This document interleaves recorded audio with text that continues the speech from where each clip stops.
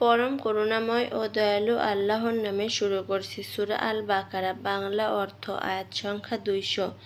তারপর যখন তোমরা তোমাদের হজের কাজ শেষ করবে তখন আল্লাহকে স্মরণ করো, যেভাবে তোমরা স্মরণ করতে তোমাদের বাপ দাদাদেরকে, এমনকি তার চেয়ে অধিক স্মরণ। আর মানুষের মধ্যে এমনও আছে যে বলে, হে আমাদের রব, আমাদেরকে দুনিয়াতেই দিয়ে দিন, বস্তুত আখিরাতে তার জন্য কোনো অংশ নেই। আয়াত সংখ্যা 201। আর যারা বলে, হে আমাদের রব, দুনিয়াতে আমাদের জন্য কল্যাণ কর এবং পরকালেও কল্যাণ দাও, দোজখের শাস্তি হতে বাঁচাও। আয়াত সংখ্যা 202। এরূপ লোকদের জন্যই কাজের প্রাপ্য আছে, আল্লাহ তো হিসেবে অত্যন্ত তৎপর। আয়াত সংখ্যা 203।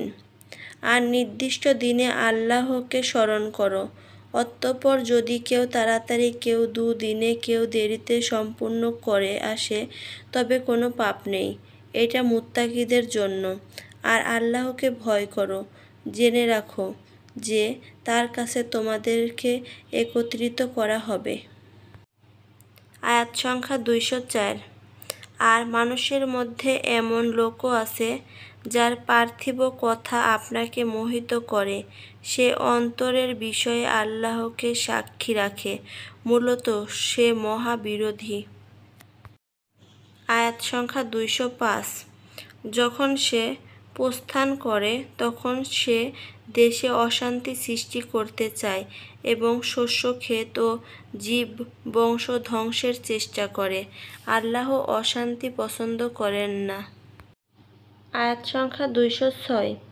আর যখন তাকে বলা হয় আল্লাহকে ভয় করো, তখন তার অহংকার তাকে পাপে উদ্বুদ্ধ করে।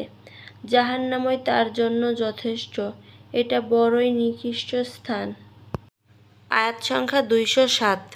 মানুষের মধ্যে এমনও লোক আছে যে আল্লাহর সন্তুষ্টির জন্য নিজেকে বিক্রয় করে, আর আল্লাহ বান্দাদের ব্যাপারে বড়ই করুণাময়। আয়াত সংখ্যা 208। হে ঈমানদার লোকেরা, পরিপূর্ণভাবে ইসলামের প্রবেশ করো, আর শয়তানের পদাঙ্ক অনুসরণ করো না, নিশ্চয় সে তোমাদের প্রকাশ্য শত্রু। আয়াত সংখ্যা 209।